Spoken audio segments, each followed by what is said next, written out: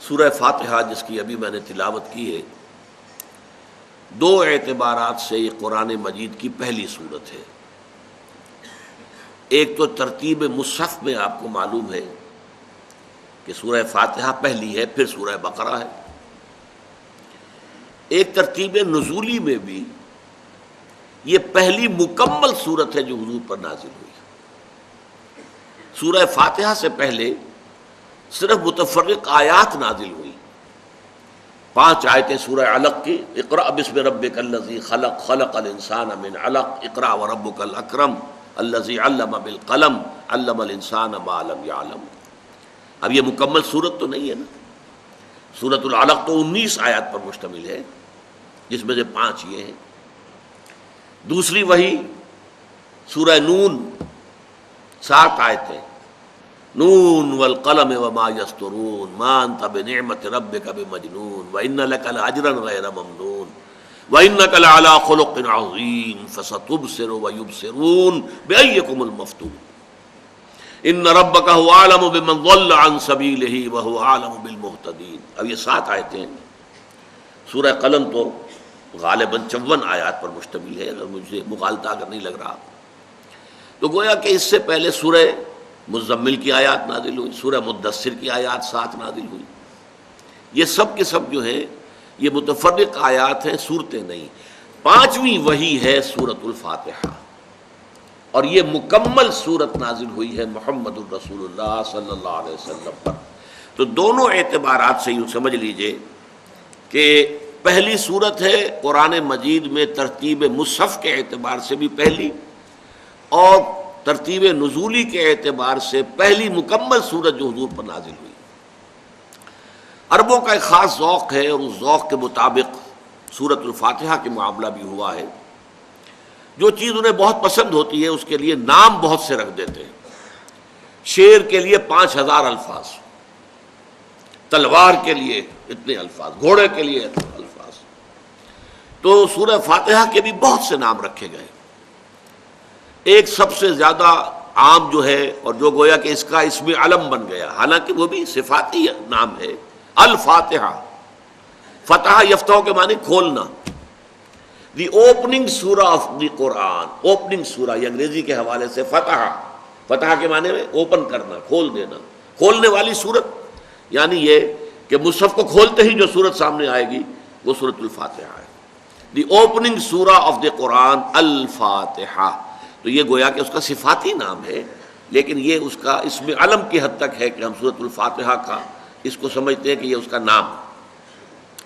پھر اس کے ناموں میں سے ام القرآن، قرآن کی جڑ، قرآن کی ماں، اساس القرآن، قرآن کی بنیاد،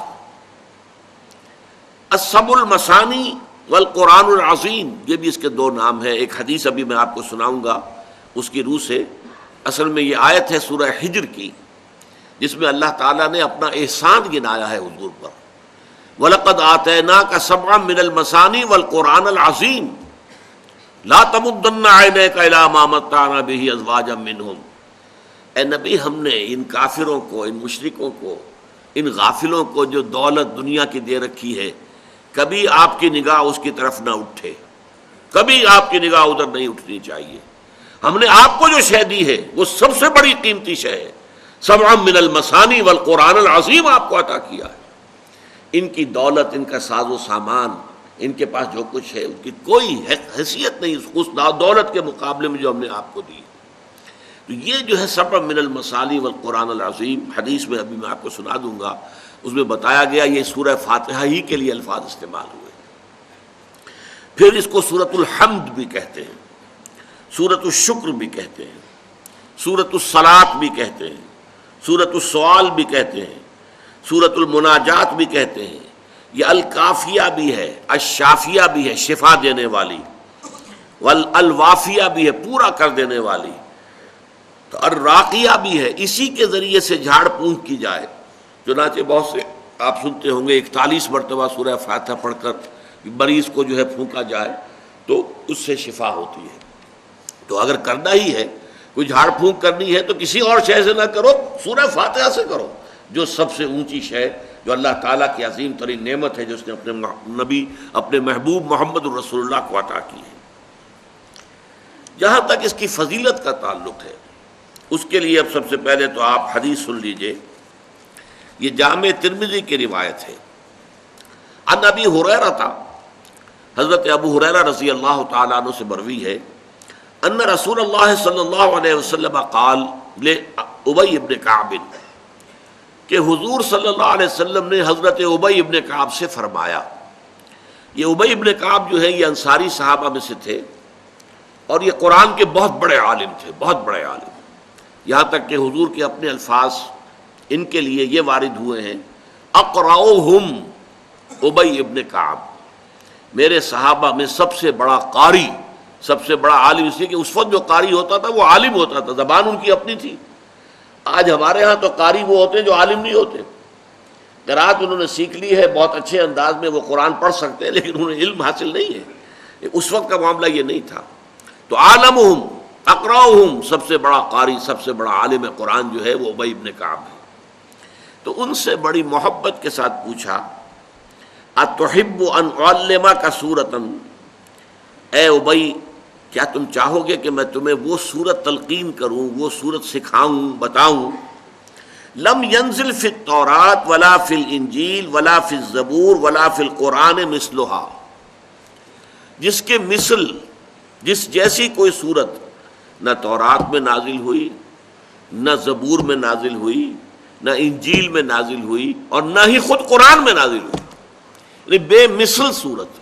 قرآن میں بھی اکثر و بیشتر آپ دیکھیں گے کہ جوڑوں کی شکل میں آیتیں ہمیں مل جاتی ہیں، ایک ہی مضمون مختلف پیرایوں میں قرآن میں بیان ہو جاتا ہے، لیکن یہ کہ یہ سورہ ایسی ہے کہ جس کا کوئی جوڑ جو ہے موجود نہیں۔ قال نعم یا رسول اللہ، جب حضور نے فرمایا اگر تم چاہو، کیا تم چاہتے ہو کہ میں تمہیں تلقین کروں وہ سورت کون سی ہے؟ قال نعم یا رسول اللہ، حضرت ابی ابن کعب نے عرض کیا کہ ضرور، اے اللہ کے رسول ضرور بتائیے۔ فقال رسول اللہ صلی اللہ علیہ وسلم، اس پر حضور صلی اللہ علیہ وسلم نے فرمایا، کیف تقرأ فی الصلاۃ، اچھا ذرا مجھے سناؤ تم نماز میں کیا پڑھتے ہو؟ قال فقرأ ام القرآن، تو حضرت ابی ابن کعب نے ام القرآن یعنی سورہ فاتحہ پڑھی۔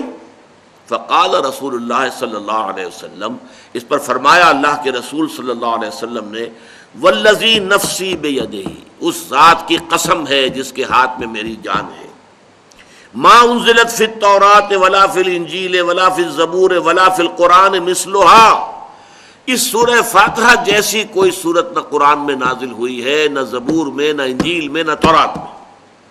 وَإِنَّهَا سَبْعٌ مِّنَ الْمَثَانِي، اور یہی ہے وہ سبع مثانی جس کا سورہ ہجر میں تذکرہ کیا گیا، وَلَقَدْ آتَيْنَاكَ سَبْعًا مِّنَ الْمَثَانِي، یہ وہ 7 آیات ہیں جو بار بار پڑھی جاتی ہیں۔ اب آپ معلوم ہے آپ فجر کی نماز پڑھتے 4 مرتبہ آپ نے سورہ فاتحہ پڑھی، ظہر کی نماز پڑھتے ہیں تو آپ نے 10 مرتبہ یا 12 مرتبہ سورہ فاتحہ پڑھی کہ نہیں پڑھی؟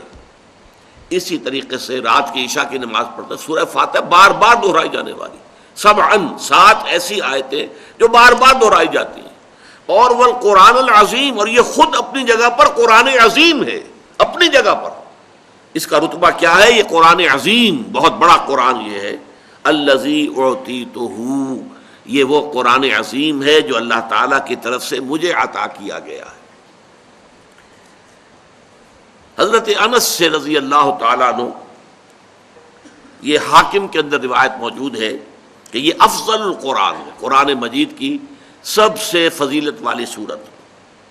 اور مسند عن عبداللہ ابن عباس رضی اللہ تعالیٰ عنہ یہ الفاظ آئے ہیں کہ یہ 2/3 قرآن کے مساوی ہے۔